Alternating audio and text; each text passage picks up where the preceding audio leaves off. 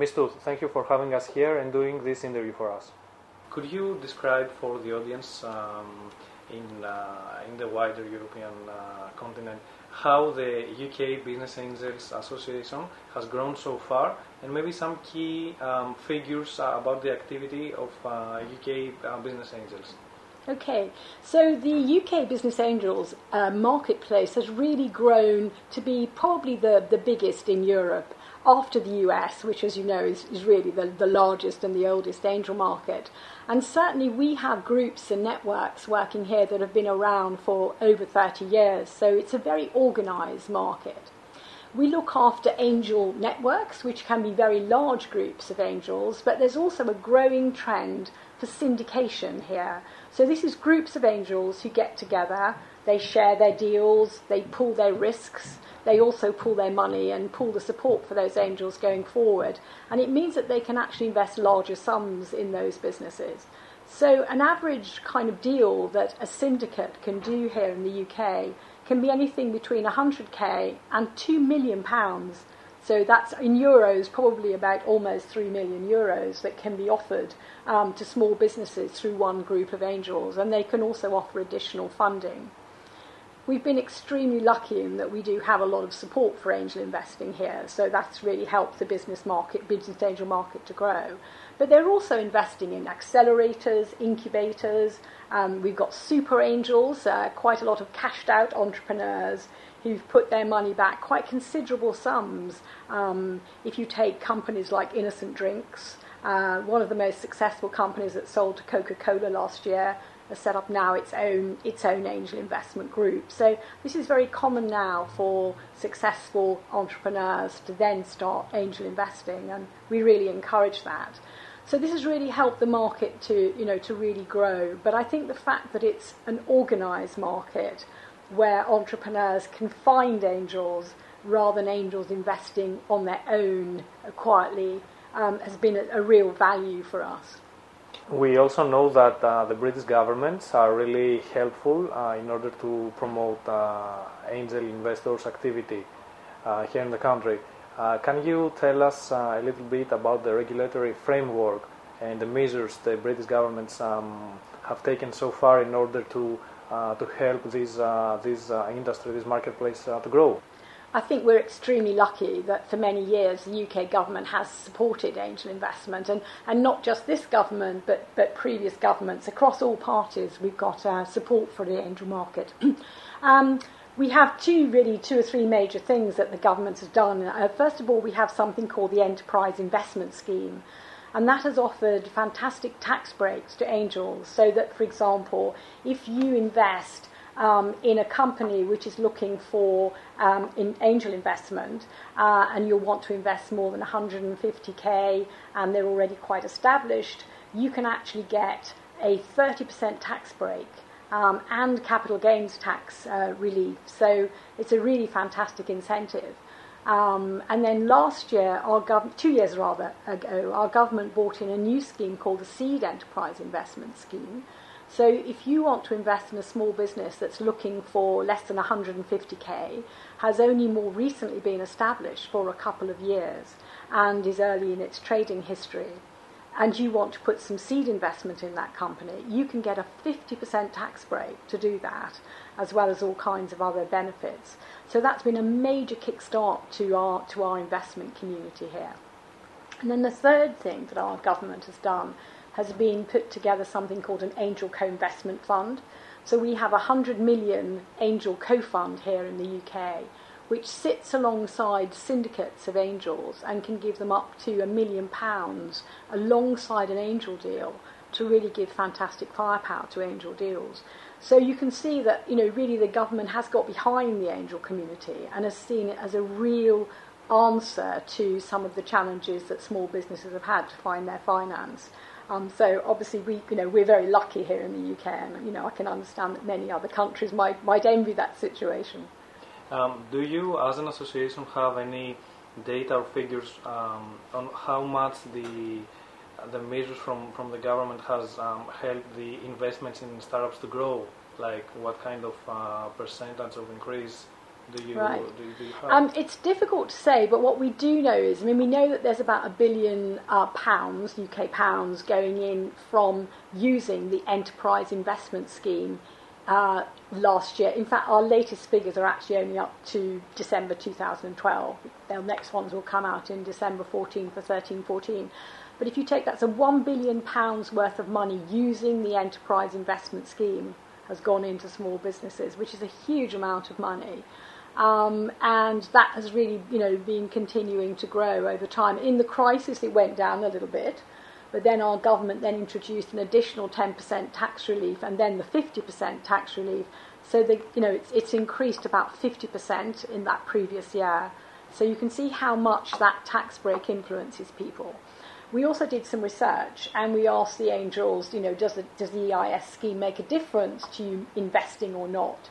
And 74% of our angel community said they used the Enterprise Investment Scheme, the tax relief, and 58% said that if they didn't have that tax relief, they probably wouldn't invest. So it really affects the decision making, and therefore really gives a fantastic amount of extra money into the marketplace. Mm-hmm. If you had to propose one or two small, let's say, measures in ecosystems that they are right now developing, a startup community or an angel investors community, what kind of measures would you propose for those ecosystems to grow the angels investor activity? I think there are really two things. I think we need to remember where angels come from. And so angels often come from successful businesses. So I think one of the first things you need to think about is, can you tap into your business community, those entrepreneurs that are selling their businesses and exiting and have got real money, to encourage them to put at least a piece of that money back into small businesses. There are people, who've got real skills as well, not just about money, but people who've got great business experience or professional experience. So it's very important to talk to not just the business community, but the professional community as well, to say, come on, you could bring some of that skill and some of that business advice and support back into small businesses. And when you think that you're not talking about someone's whole of their wealth, you're probably talking about 10% of their spare wealth, has to be their spare wealth, to be able to, bring help to a small business. £10,000,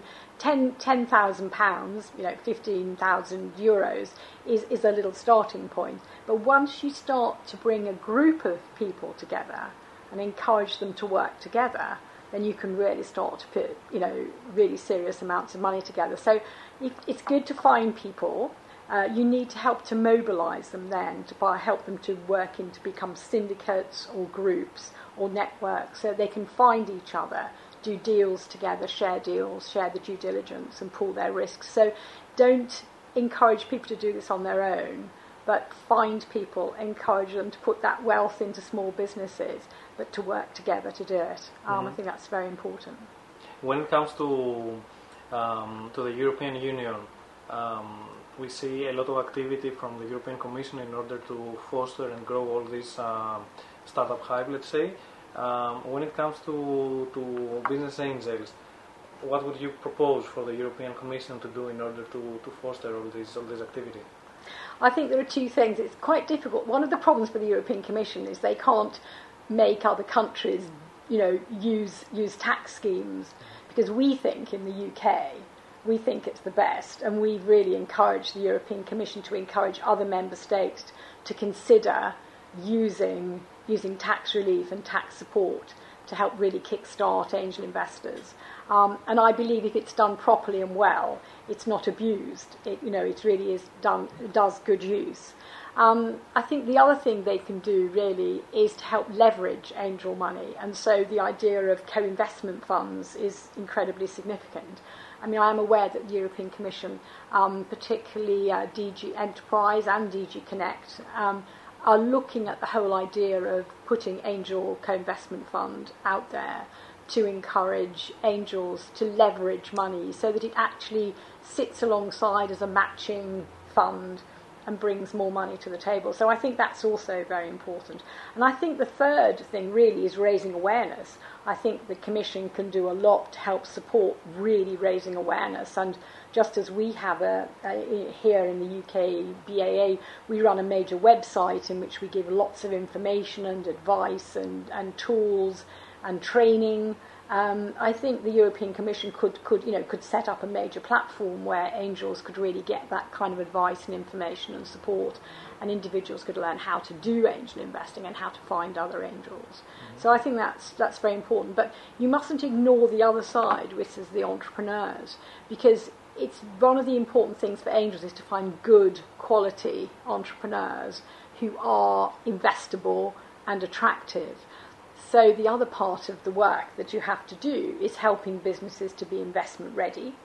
And the European Commission has been looking at that, I know, and they need to do more of that, which is to help organisations who have the capacity to find good businesses and help them to become investor ready, ready to pitch, ready to present, have good business plans, and to be able to successfully use angel money. So you have to work on the investment community, but you do have to work on the entrepreneur community so they successfully can link. And then there are many great players in that market who advise entrepreneurs and who bring businesses together, who have a role in connecting those two together.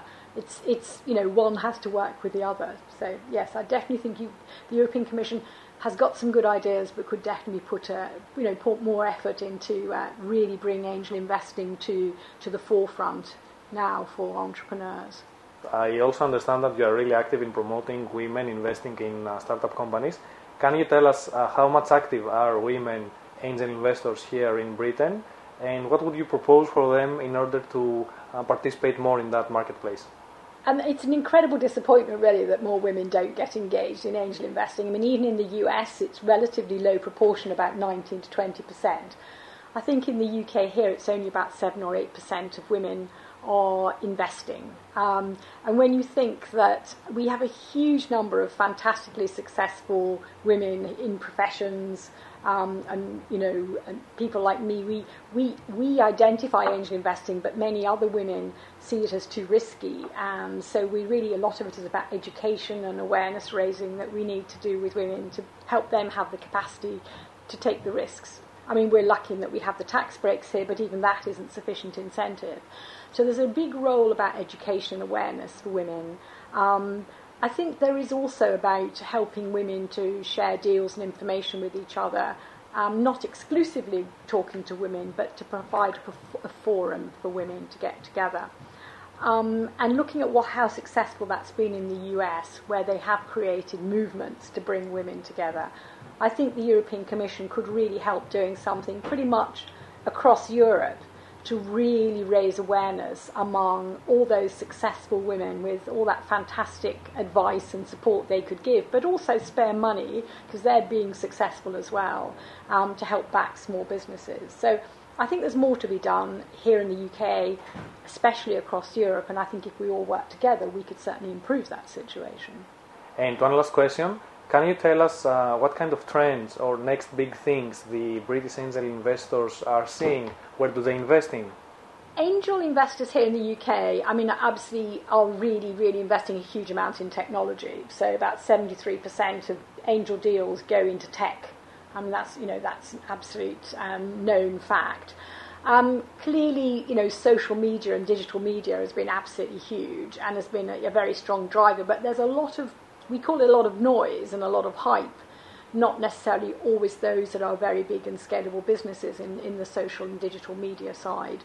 But if you take some of those areas, like games, and that has been extremely successful for angel investing. There have been some great companies coming through there. Another very big area for angel investors is medtech. Angels are really doing extremely large amount of investing in healthcare and medtech. Angels like things that help the world, so medtech's very good, and environmental technologies are strong too. If you looked at the biggest trend, I would say probably e-commerce and m-commerce are really the strongest. And if you look at the companies that have recently floated, there have been some really strong retail e-commerce companies in this country that have done exceptionally well with the backing of angel investors and floated on the stock exchange and on AIM. So you can really see how angel investing is having an impact on some of those great technology companies here in the UK. Great. Thank you very much for the interview. Pleasure.